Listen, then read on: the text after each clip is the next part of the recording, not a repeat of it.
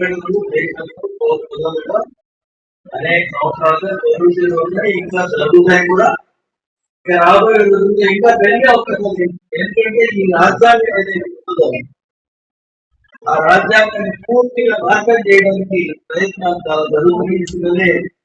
ఒక ఆర్ఎస్ఎస్ నాయకుడు భారతదేశంలో సెక్యులరిజం సోషలిజం ఈ రాజ్యాంగం ఎక్కువ రోజులు బ్రతికి పట్టకట్టదని ఆయన ఆలోచించి ఆ మహానుభావుడు గొప్ప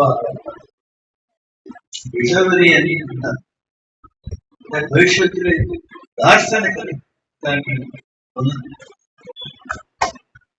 సో ఆ దార్శనికతో ఆయన చెప్పారు. ఆ దాకా మనం తీసుకోలేదు, అది కొనసాగుతుంది.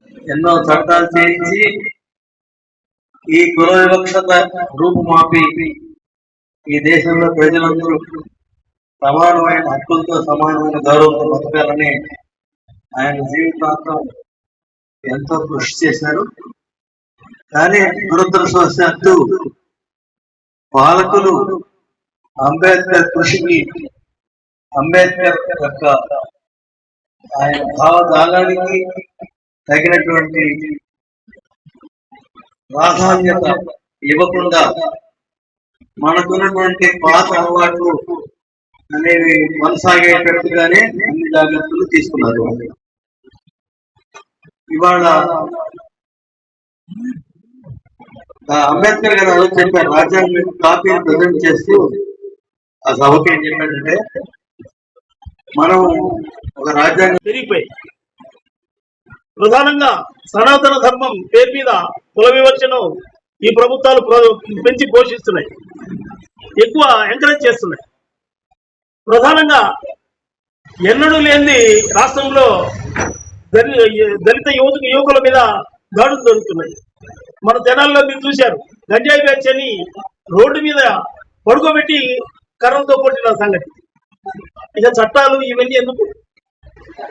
చట్ట ప్రకారము వాళ్ళ మీద రౌడీ షీట్ చేయాలంటే 7-8 కేసులు ఉండాలి. ఏ కేసు లేకుండా రౌడీ షీట్ ఎలా బుక్ చేస్తారు? వాళ్ళను రౌడీ షీటర్లని ఎలా నిర్ణయిస్తారు? కాళ్ళ మీద కొట్టి వాళ్ళను శిక్షించిందే కాకుండా పైపెచ్చు హోంమంత్రి గారు కూడా అది గంజాయి బ్యాచ్ అని అనడం చాలా దుర్మార్గమైన విషయం. ఈ విషయాలు అడిగినా కానీ పట్టించుకోకపోవడం మరీ దుర్మార్గం. ఇది వరకు ఎస్సీ ఎస్టీ సెల్ ఉండేది పోలీస్ స్టేషన్లో, ఇప్పుడు ఆ సెల్ని తీశారు. అంటే గతంలో డిఎస్పీ లెవెల్ అధికారి దర్యాప్తు చేయాల్సి వచ్చేది. డిఎస్పీ లెవెల్ అధికారి కాబట్టి మిగతా వాళ్ళు భయపడినా కానీ ఏదైనా ఆయనకు కేసు నమోదు చేస్తే కేసు జరిగేది. ఇప్పుడు వాళ్ళు తీశారు. ఎస్ఐ గారు, సిఐ గారు వాళ్ళు చేస్తున్నారు, వాళ్ళకు ఇష్టం ఉంటే చేస్తున్నారు, లేకపోతే లేదు. మొన్న జరిగిన గిరిజన మహిళల గిరిజన మహిళల పరిస్థితి కూడా అదే. గిరిజన మహిళల మీద పోయిన నెల 28వ తారీఖున వాళ్ళ మీద దాడి జరిగింది. కలెక్టర్ గారికి చెప్పారు, కలెక్టర్ గారు ఏసీపీ గారికి చెప్పారు, ఏసీపీ గారు సిఐ గారికి చెప్పారు. ఫోర్త్ రౌండ్ సిఐ గారు పిలిపించేసి గంటన్నర సేపు కనీసం వాళ్ళని కూర్చోమని కూడా చెప్పకుండా కేసు విత్డ్రా చేసుకోవడమా మీకు ఇచ్చేద్దామండి. ఇక న్యాయం ఎక్కడుందండి? న్యాయం ఎక్కడ దొరుకుతుంది?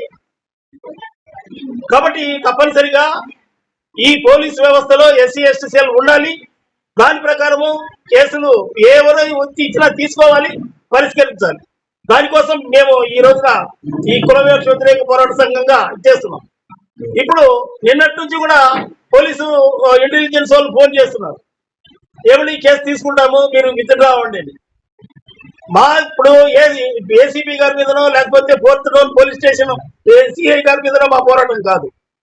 ఈ పోలీస్ వ్యవస్థ పైన ఈ యొక్క దుర్మార్గాలను పెంచి పోషిస్తున్న ప్రభుత్వాల మీద ఏ కారణాలు లేకుండా దళిత యువకులతో కొట్టడం ఎవరికి ఇచ్చారు హక్కు? అదేవిధంగా మహిళలు ఎంతో కానీ బయటికి రారు. వారు ఎంత ఆవేదన అనుభవించి కలెక్టర్ గారి దగ్గరికి వెళ్ళారు. కనీసం నువ్వు కేసు కూడా తీసుకోకుండా గంటన్నర సేపు నిలబెట్టి మాట్లాడి వెనక్కి పంపిస్తే అర్థం ఏంటి? కాబట్టి ఈ వ్యవస్థలో పోలీసు ఇంతవరకు ఉన్న ఎస్సీ ఎస్టీ సెల్ కొనసాగించాలి. దాని ప్రకారం కేసులు నమోదు చేసి దర్యాప్తు జరిపి దోషులను శిక్షించాలని కుల వ్యతిరేక పోరాట సంఘంగా మేము కోరుకుంటున్నాం. Thank you.